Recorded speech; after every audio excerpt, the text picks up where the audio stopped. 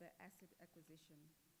Mr. Malunga, the managing director, had asked him to be involved in the asset purchase due to his vast experience in asset sales and marketing.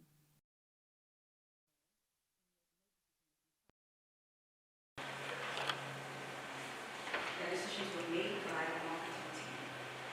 Applicant elaborated that the team was tasked to facilitate the deal of the sales and marketing team, led by the executive sales and marketing, or the acting sales and marketing team, who consisted of Mr. Willemse, who is not an accused, Mr. Willemse, commercial manager, who is in the main matter, the accused number 4. Applicant testified that he is not part of the joint technical team or the asset purchase of the managing director already instructed. During the period of May 2022, the representative of 4 Engineering and Technical Services, Mr. Shafini, who is one of the accused in the matter, as well as Mr. Michael Apanda, the engineering manager, who is also one of the accused in the matter. Applicant informed court that without the verification of the assets, the purchase of the assets is not possible, as verification has to be done to verify the existence of assets, their lifespan, and the value of the assets. He elaborated that the legal and sales team will have to do due diligence. The legal team being headed by Daniel Uroko, who instructed the legal manager, Uda Santos, who are also not accused in the matter. Applicant testified that he was never involved in the drafting of the project feasibility study, which is compiled by Mr. Stan Mashele, the financial analyst for Manco Trading, who is not accused in the matter. But he testified that he was never involved in the drafting of the contract, neither was he involved in physically assessing or going to see whether the assets exist, and neither did he instruct Mr. Ashela to compile the feasibility study. Testified that his role was advisory in making sure that everything is done prior to the submissions of the managing director. The applicant testified that himself, Mr. Shafini and Mr. Michael Apanda, who were part of Mr. Shafini and Mr. Michael Apanda, who were part of the engineering technical team, along with the financial analyst, the marketing team consisting of Mr. Davis Makosa and the legal Nasty, and legal manager Uda Santos, were part of the meeting discussing the outcome of the verification and the evaluation. The applicant testified that after asset and evaluation, after the evaluation and verification, a discounted cash flow or project feasibility report module is made, and the sales and marketing team compiles a memo based on the report. Testified that the study was to ensure that the assets with the supply volumes were profitable. Applicant explained to this court that there are many ways to obtain customers and secure volumes. You can inform that firstly by entering into a fuel supply agreement without any investment, which does not exclude exclusivity, as a customer who owns petroleum equipment can shop or fuel at any petroleum distributor, or alternatively, they can invest into petroleum assets for security of supply to obtain exclusivity. The applicant further testified that any point provided the asset register and listed the storage facilities and installations, which include ownership assets.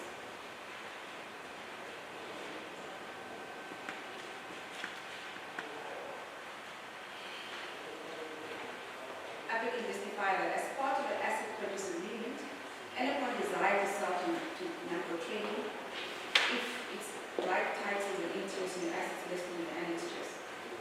With all its rights and titles listed in the annexures. He informed court that one of the many ways to secure a customer and secure volumes and ensure exclusivity is to invest in petroleum assets and equipment and to secure security of supply. Testified that at the time, anyone in the contract with the Ministry of Defense for which at the time none was made, and then also to go out of the business of anyone for comfortability as part of his monthly meetings. He was part of the made it profitable. The applicant testified once the asset purchase agreement was enforced and the asset purchased, Enercon could not procure fuel from any other supplier or oil company. Further, in the asset agreement, which was mentioned, clause 2.2, Enercon warranted and represented that assets are not part or subject to any new cession or claim, and that clause 2.3, the assets will be transferred free and clear of any liens, claims, mortgages, securities, interests, pledges, encumbrances, or restrictions on transfer of any kind or nature. The applicant further testified that Mr. Willemse, the manager, offered a written internal memorandum dated 8 July to the managing director, Mr. Mulunga, who is the first accused in the matter, and requesting for approval. The first accused in the matter for approval to take over Enercon's assets. The internal memorandum was ordered by Mr. Willemse, supported by Mr. Davis Maposa, the acting executive sales marketing, and further supported by the applicant as acting executive supplier logistics at the time, and recommended by Mr. Shafini, the executive engineer, and approved by Mr. Emmanuel Mulunga, the managing director. The applicant elaborated the asset takeover as the project was a ability model for Enercon. Takeover was compiled by a financial analyst and was profitable for NAMCO, and would increase NAMCO's revenue and profit margins, as NAMCO would be, as it stated, a minimum of 450,280 liters would be involved based on the asset takeover, which was viable based on the documents of the review. The applicant testified that Enercon had an agreement with the Ministry of Defense for 15 years, of which 9 years was left, and the idea was that the investment would be recouped in 4 years based on the volumes calculated. And the applicant testified that in essence, the goal was to make a profit and reduce payback period and the initial investment as well as the payback calculations. The applicant testified that at the time of the agreement, a decision was made that NAMCO paid 25 million, but 35 million was paid by the sales and marketing team in conjunction with the finance team, and selected 35 million into the operational account. Applicant testified that Enercon had 3 operational accounts. One where the debt proceeded to Equifin to Enercon in March 2022. That was a debt of 73 million owed to NAMCO. Applicant testified that this was moved into a debt recovery account, which was approved by the board of directors of NAMCO, which is noted in the session agreement, and 2 other operational accounts, NAMCO Wildlife Resource, NWR, and the Ministry of Defense. The applicant testified that the debt of Enercon, at some point reduced below 13.5 million, and was debt recovery was also reduced from 73 million to around about 68 million. He testified that it was not unique, as NAMCO had done similar in the past in 2008 and 2010 with Langer Heinrich uranium mine in Soccerwood, investing in tank pumps and related piping equipment. The applicant testified that it was not part of the decision that approved the amount of 73 million that they exceeded by Enercon to Equifin or Equifin Enercon, and the debt recovery of 73 million was approved by NAMCO. He further testified that Enercon approached NAMCO with a repayment plan in May 2023, which the board rejected later that same year. He testified that NAMCO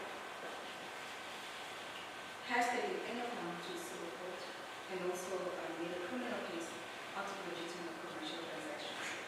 The applicant further testified that he would plead not guilty to all the charges. He stated that he did not receive any 3 million from either Enercon or UCC. He did not misrepresent to NAMCO or anyone. He was part of a team that deals with acquisition of assets and joined the team upon the request of the managing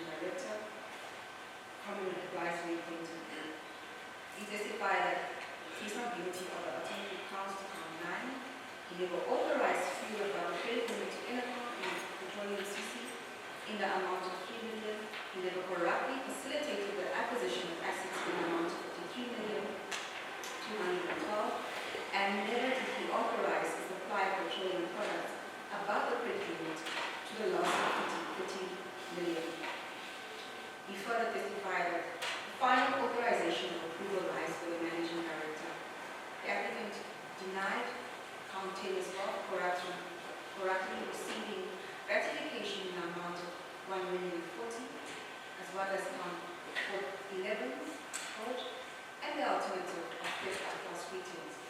He testified that his business of Parkwood received 1.40 million for the registered transport. He testified that he never received reward for facilitating the purchase of 9 service stations by NAMCO from Intercom.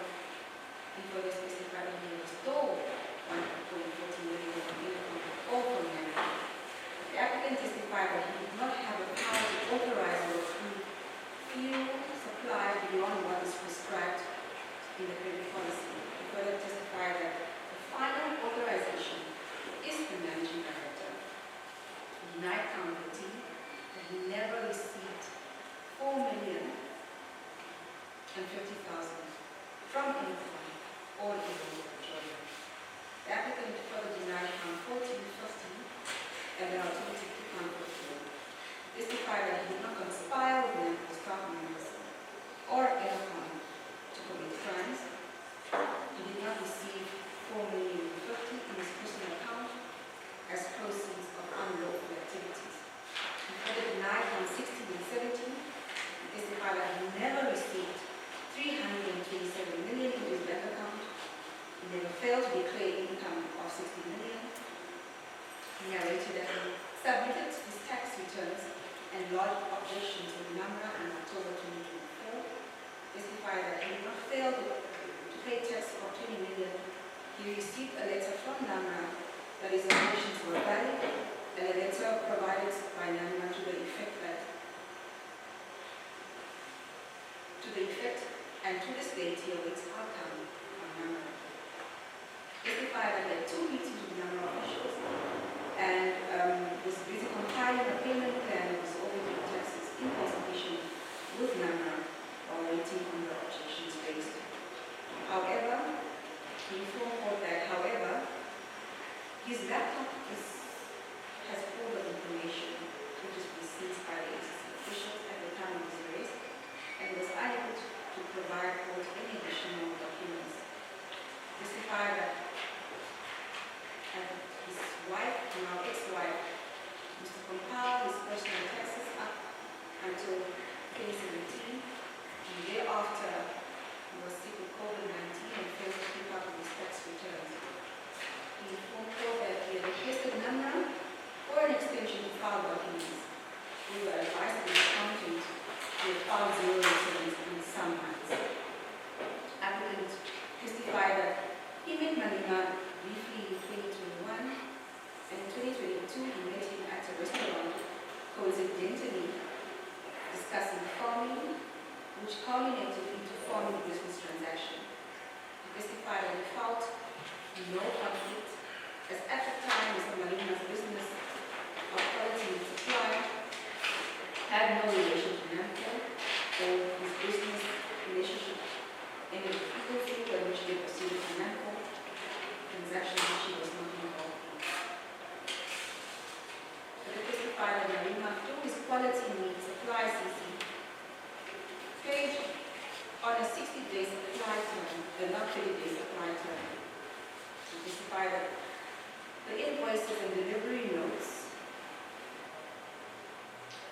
which reflect legitimate transactions, were in boxes and were removed from the house he sold and also at the farm. He testified that he has been farming since 2011, and he's been selling cattle due to the drought. He has a slaughtering facility on all of the farms. Meat sells minces. Testified that Mr. Malima was happy to receive the carcasses, and he has a meat trailer cold storage at each farm that he owns. He further testified that he will deliver at the offices, sometimes offices in Wollongong, and deliver to informal traders in single quarters. He further testified that Mr. Malima would sign a delivery note and he would invoice based on the delivery note. He confirmed the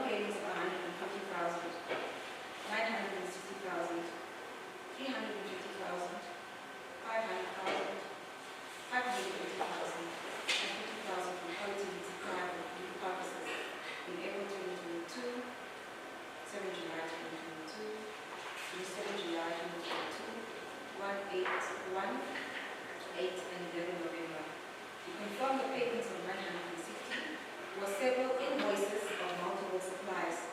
He further informed the court that he had over 300 cattle in 2024, which he had reduced, and in the year 2022, he had round about more than 300 as opposed to the 2024. He said probably between 50 and 80 more on top of the 350. Specify that he also made cash deposits multiple times of about 5,000 in November 2022 for goods that he sold privately. The applicant testified that he received an amount of 1,040,000 for transportation for Mr. Maduna's business, which at the time was not a rental customer. He invoiced Mr. Maduna for 8 trips of cross-border transportation to the Congo, which he had invoiced and provided for. He provided to testify that he sold containers to Mr. Maduna in South Korea as well at the time that he was based in Office Bay. The applicant testified that he is the main breadwinner of his family. He makes all the payments. He is behind in payments due to lack of income and continues to potentially result in losing everything by the time the child commences. He testified that he can afford bail of between $10,000 to $20,000 with the assistance of his friends and family. He even testified that he wishes to clear his name. And there's no of his charges since 2023. He will not respond. His passports are with the Anti-Corruption Commission. He will comply with the legal conditions that are set by the court. And he's willing to report any day the court is in place and will prepare to report when he is found at the time. The respondent's case. The respondent, the state court is not office.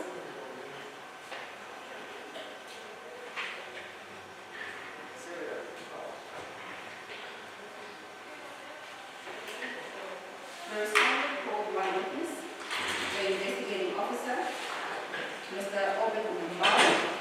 He testified that he is an investigating officer and chief investigating officer employed at the Anti-Corruption Commission. Mr. Inambao testified that he was assigned as an investigating officer in the matter since February 2024. We received the document on 7 June 2024, referred by NAMPO to the ACC, of which the matter involved 351 million. The two main allegations that the entities of Innerquan Libya, Iran Petroleum CC, were corruptly supplied with fuel by NAMPO to the value of 277 million. The staff members of NAMPO corruptly authorized the supply of fuel above the sanctioned or authorized credit limits, and further that Mr. Mugula, the applicant, and other staff members corruptly and fraudulently attempted to acquire assets, fuel storages, and all service stations belonging to the Ministry of Defense, situated at the 9 military bases across the country. Mr. Inambao testified that the fuel storages could not be transferred to NAMPO because they were incumbent to the Ministry of Defense through an agreement already in force, and that this was enforced between the Ministry of Energy and the Ministry of Defense for 15 years. Mr. Inambao testified that this matter was reported after NAMPO had already begun investigations and reported to NAMPO, and the police had listed the applicant as suspect in the matter, and as a result, a decision was made that the Anti-Corruption Commission officials and NAMPO would work together. Mr. Inambao testified that the interview witnesses obtained statements, records such as agreements, internal correspondence, invoices, payments, instructions, and that with all the information collected, the figure came to run about 260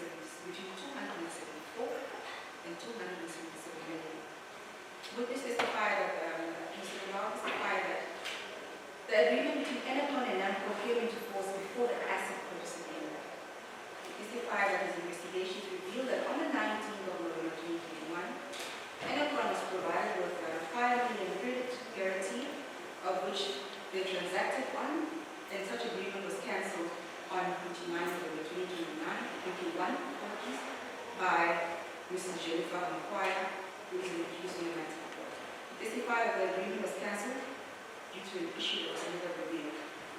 But it testified that on the 2nd of March 2022, Eco Fuel Investment CC, owned by a certain Martin and a certain Johanna, with Mr. Madina, ceded all the liabilities that they had income to the value of 73 million. And as a result of the agreement was entered into Eco Fuel Investment CC and NAMCO on the 4th of July 2018. 4th of July 2018. He testified that when a customer enters into an agreement or is onboarded as an indicator, the customer needs to provide a credit guarantee, which is a safety net that was meant to protect the interests of NAMCO should the customer default in payment. He further testified that NAMCO supplied fuel to Enercon and they were not required to pay a credit guarantee, as all purchases by Enercon and NAMCO were accompanied by orders of the Ministry of Defense, which served as a guarantee. He further testified that investigations revealed that there was a Bank of New account of which Mrs. Jennifer Maguire was secretary, where payment was made over to NAMCO. Testified that this account was opened on the 26th of October 2021 by the directors of Enercon that gave Mrs. Maguire access to the entity on the 16th of March 2022. Then Nambao testified that the fuel supply agreement between Enercon and NAMCO was signed and the applicant was involved when he was employed as a manager of supply and logistics for NAMCO. Mr. Nambao testified that after the fuel supply agreement, they were to obtain equipment from Enercon, and the email was sent directly to the applicant dated 22 April, reflecting that 9 bases that Enercon wanted to sell to NAMCO needed to be visited upon, authorized by Mr. Malunga at the NT. He testified that Mr. Malunga authorized Mr. Shipini and Mr. Michael Aikanda to visit the 9 military bases and provide an evaluation report. He further testified that following the visit of the sites, Mr. Willemse, the applicant, instructed Mr. Ashela to prepare the cash flow report. Testified that an internal memorandum was dated 8 July, sought the approval and authorization of assets dependent on Libya. Testified that Mr. Willemse, the applicant, at the time was a consultant, and in his investigations he found that Mr. Willemse had indicated that the project was urgent and needed board approval, and for the discounted cash flow feasibility report was required in the urgency. He further testified that an internal memorandum was prepared by Mr. Olivia Demansky for the approval of the acquisition of assets including the fuel storage facilities for the 9 military bases, tanks and pumps, shade rooftops and canopies, and he stated that the internal memorandum dated 8 July indicated that Enercon was in debt of 25 million. However, it increased to 35 million beginning of July 2022. As a result, they had exceeded the credit limit to sit at 15.5 million. He further testified that he was ordered by Ms.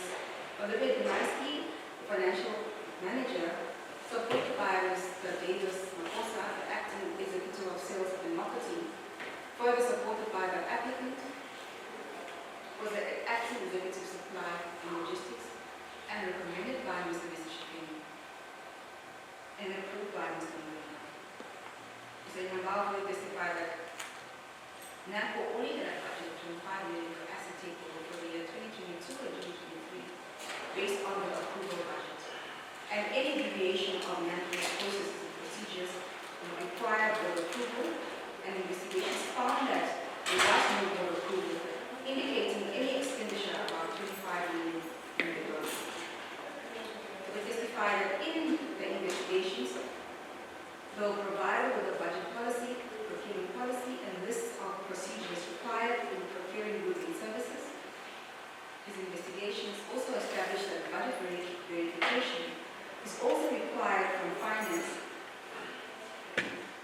should have been attached onto the internal memorandum for request for asset takeover. He testified that in the absence, he signified that budget verification was only conducted. The witness testified that NAMCO had a schedule of authority that provides for the management to exercise powers within levels of authority and prevents abuse of office. He testified that the goods above 25 million, works above 35 million, consultancy services above 20 million, and non-consultancy services above 15 million require the central procurement board. And further, 500 million of 25 million and 5 million and consultancy work about 20 million and non-consultancy services about 15 million require the procurement committee and also to be approved by the managing director. The witness testified that no procedures were followed at all regarding the takeover of the assets. The budget only made provision for 25 million and anything above 25 million were to reallocate the funds from one board to another to make up the 15 million and board approval was still required. Mr. Nabal testified that the legal department was only involved after Enercon accepted the offer, at which point the commercial offer was provided to the legal team and the legal team was tasked with finalizing the agreement or memorandum. Mr. Nabal testified that an offer was made to Enercon to acquire the bulk storage facilities for 53 million. 55 million was allocated to the debt, and 50 million was paid to the transaction account, and 5 million to the whole debt. But it testified that the Ministry of Defense had entered into a memorandum of agreement with Enercon on a 15-year exclusive petroleum product supply agreement, and Enercon being the exclusive supplier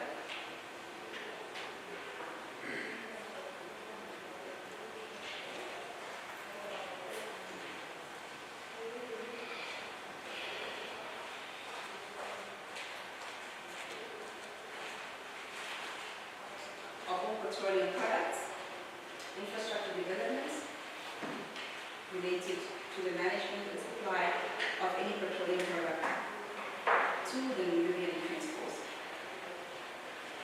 He testified that the agreement between Enercon and the Ministry of Defense was in force up until 2024, when the Ministry of Defense terminated the agreement. He informed court that the Ministry of Defense was not aware of the agreement between NAMCO and Enercon until the civil matter was instituted by the former. Mr. Inambawa testified that after the asset purchase agreement came into force on 18 July 2022 between NAMCO and Enercon, the applicant received an amount of 150,000 from a business called Quality Meat Supply into his personal account on the 15th of July 2022. He further testified that Quality Meat Supply CC deposited an amount of 150,000 on 15 July 2022 from their bank account with transaction code 107, credited 150,000 from EP Logistics, and on the same day was debited 150,000 to the private account of the applicant. He testified that Quality Meat Supply is owned by certain Heleni Itana or Antini, to speak under correction, as the business registration documents reflect property in Singapore. He testified that during the investigations,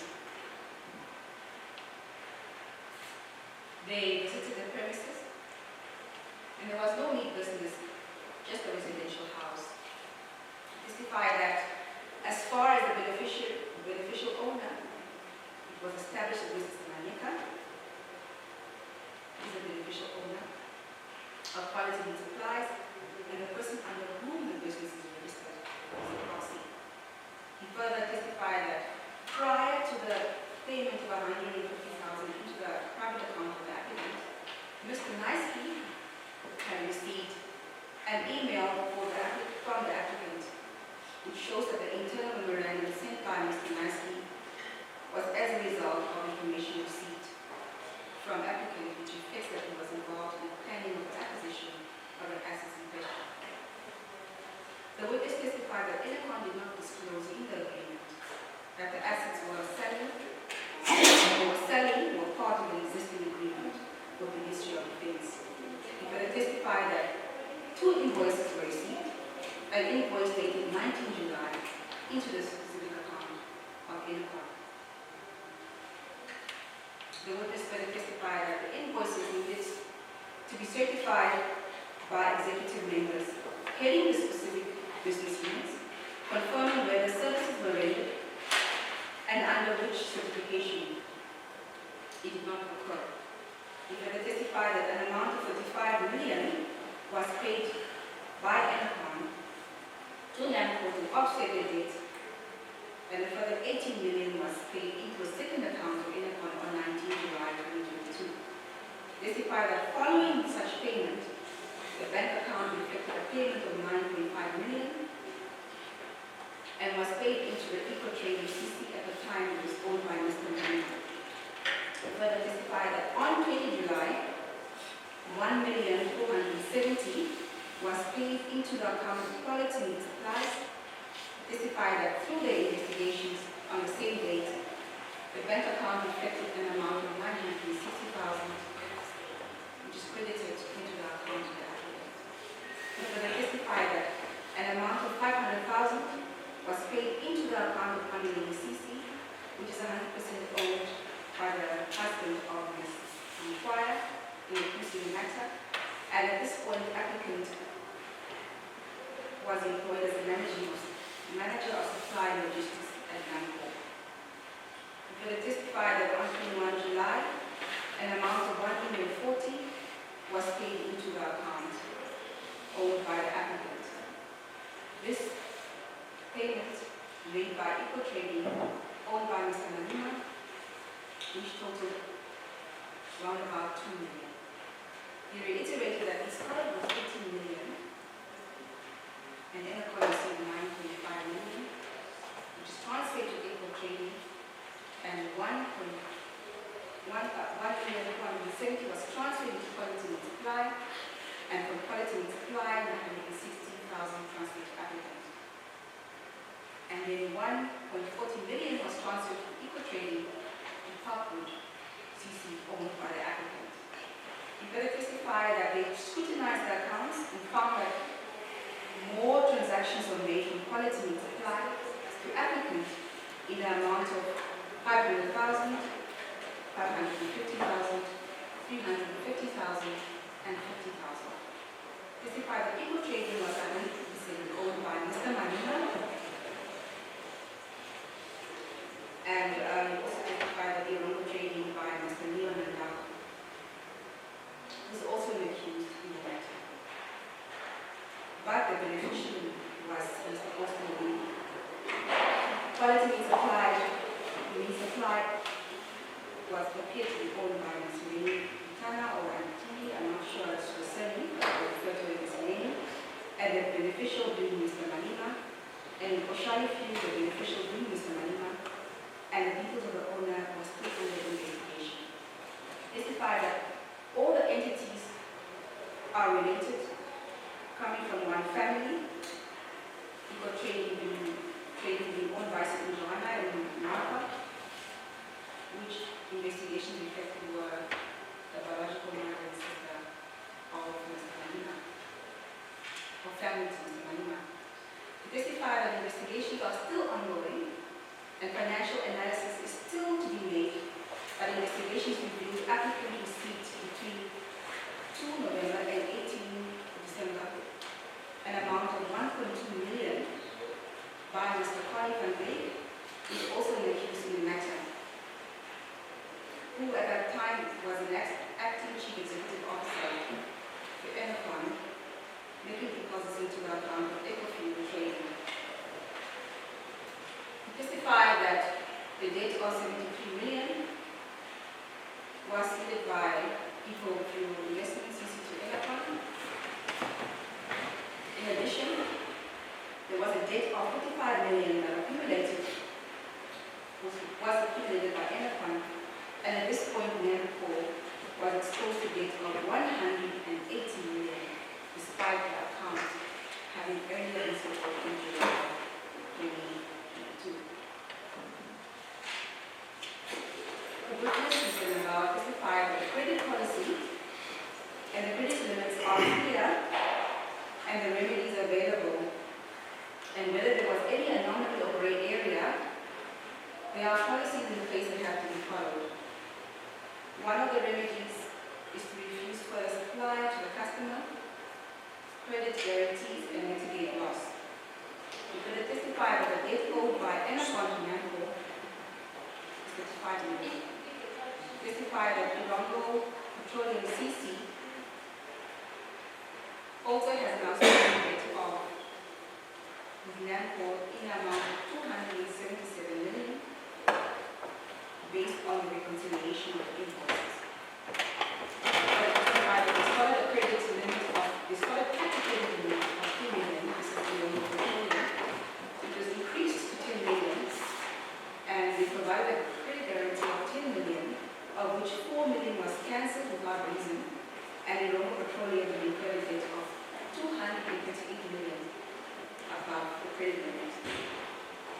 The witness testified that the applicant was involved in three purchase orders named 113, 117, and 119 approved for Ilongo Petroleum, and investigations from NAMCO staff members, including emails which were logged as G1 to G3, revealed that applicant had instructed or approved Ilongo Petroleum only to be invoiced once the purchase order is complete, as opposed to invoicing and carry over.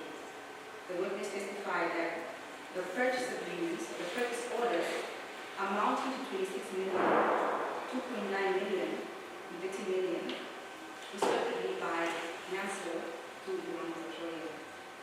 The witness was in about testified that this information was obtained from NAMCO staff members. Mr. Nambao testified that he was involved in the asset acquisition and received money that came from Ilongo Petroleum, transferred into quality supplies and into the applicant's personal account, which he identified as money laundering. The witness further testified that through his investigations, they found that the applicant had received over $61 million in his accounts and was liable for tax in amounts of 3 million, which accused had not paid to the Namibia Revenue Agency number. The applicant only declared an income of 2 million for a period of 2022 and 2023. He further testified that of the 62 million received, there were 12 million for cash deposits. He further testified that he is aware that the applicant had raised objections at the NAMRA office, however, contended that applicants still owed NAMRA in close to 20 million in taxes and had failed to provide invoices to indicate otherwise. No invoices of quality and supplies and further documents were received reflecting that the applicant was unemployed and at the same time also provided ample time to collect invoices to substantiate the returns I failed to do so. When questioned by Advocate Bungwe whether Ilongo was a good paying customer, Mr. Nambao testified that Ilongo Petroleum was not a good paying customer, as documents reveal that Ilongo owed over 266 million from between 2020 and 2022, including calculated interest for a period of October 2020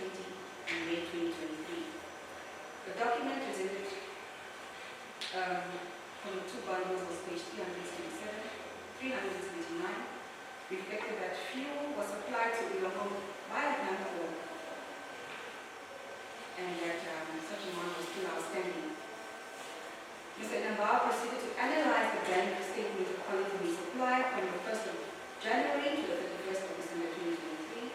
He pinpointed payments made to NWR from January 2022 to the first week of July 2022 and found that this period no payment was made to the actual account from quality meat supply. He further testified that the applicant was instrumental in the acquisition and receipt analyzed of the bank statements of quality meat supply and the applicant, the quality meat supply bank account on 15 July reflects a payment of $150,000 from EP Logistics Petroleum. On the same date, payment was made from Eco Trading in the amount of $1,470,000 on the 20th of July 2022. And payment was made to Pandolini Farming in the amount of $500,000, which is owned by the husband of Jennifer Antoine for the use. He further testified that on the same date, the payment of $960,000 was made to the applicant, referenced as gain and votes. Mr. Inambao testified that on 26 July 2022, quality meat supply was credited with $250,000 by Willemse Petroleum, and on the next day, 27 July 2022, applicant's account was credited with $350,000.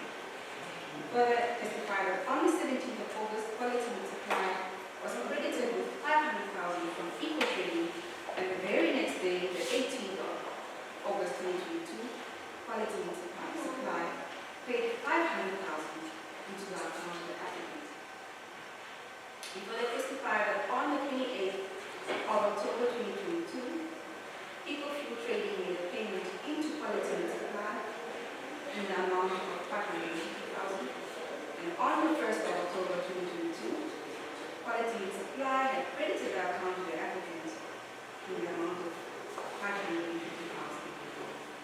Mr. Inambao testified that quality meat supply was credited with $50,000 on 7 November 2022, referenced as logistics, and on 8 November 2022, $50,000 was made in the account into the account of the applicant. Mr. Inambao testified that he collected the herd statement of the applicant from the Directorate of General Services, and the herd statement does not indicate what animals were slaughtered or sold. Mr. Inambao testified that on the 20th day of July 2022, the applicant received a payment of $960,000 into his account, a bank account, referenced as beef, lamb, and game carcasses from meat supply. But they testified that they have not found any animal movement permits in the investigations, and further found that when cattle was slaughtered, no permit was issued by the Directorate of Veterinary Services, DVS, and the animal movement permits obtained had no link to quality meat supply, Sophie Helena or Mr. Malima, and further that no documents were numbered reflected any invoices from supply of meat or products. Mr. Inambao further testified that there is no evidence as far as invoices reflecting sale of meat, that they had seized the property belonging to the applicant as investigations are ongoing, and it could be that they would find it, it could be that they will not find it as invoices should they analyze this information in the future. Mr. Inambao testified that they established that applicant has a bank account in a bank, Nedbank, and FNB, 2 vehicles financed by ABSA Bank and Nedbank account, as well as a South African account, Cedric account, of which they are still investigating. He further testified that the applicant on the 18th of November 2022 had a payment of $200,000 from the contract being accused and referenced as capital deposit. And all the reports they received, there were no records of permits to any of the accused persons, including Connie van Beek. Testified that Connie van Beek was an employee of Enercon and there was no evidence of a rental of a farm agreement between applicant and Conifan Lake. Testified that the applicant seized the laptop, testified that they seized the laptop of the applicant, and on the laptop there was a sticker dated 27 May 2025 from Hi-Fi Corporation, and he strongly believes that a new laptop, that it was a new laptop, and they have not investigated to find out if the data on the laptop goes as far as 2022, and he does not believe that it goes as far as 2022, so he cannot dismiss it under forensic until forensic investigations are done. In the law testified that there were properties that were recently sold in South Africa by the applicant, and there was a process of which they were being sold in South Africa. Investigations revealed that the applicant had properties that were being sold on 10 September 2025, and Mr. Inabao account being provided with an email from South Africa or agency dealing with the property indicated that he was not aware of any deeds of transfer of property. Mr. Inabao testified that the applicant had approved few orders above the credit limit. In the emails marked Exhibit F1, dated 5 July 2022, the applicant had approved for the DCF on the estimated cost of installation and instructed that it proceed on the information provided by Mr. Michael Kaipanda. On 6th of July, the applicant sent a further email responding to Mr. Mashela that the assessment to the investment of asset acquisition will be self-funded and budgeted for. On 7th of July, an email was sent around about 9:52 a.m. where the applicant requested for submission to the MD, and on the same date at 11:50 a.m., applicant emailed Mr. Nicely, Mr. Mashela, Jennifer Mkwaya, Patrice Nico, Nesta Shefeli, Davis Makosa, requesting that Ms. Olivia Danaski prepare submissions for the acquisition and the DCF. And on 8 July, Ms. Danaski that prepared the internal memorandum for the asset acquisition. And further testify that the purchase orders marked Exhibit G1,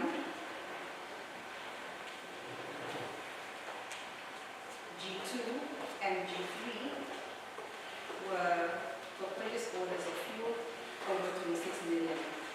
Mr. Inabao testified that all the emails highlighted a conspiracy between Enercon and staff members, which includes applicant who, as far as April 2022, requested for Mr. Nicely to prepare an internal memorandum, and the applicant who requested for the feasibility report to be compiled.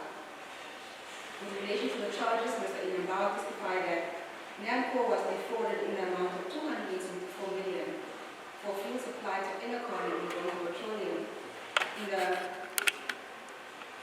the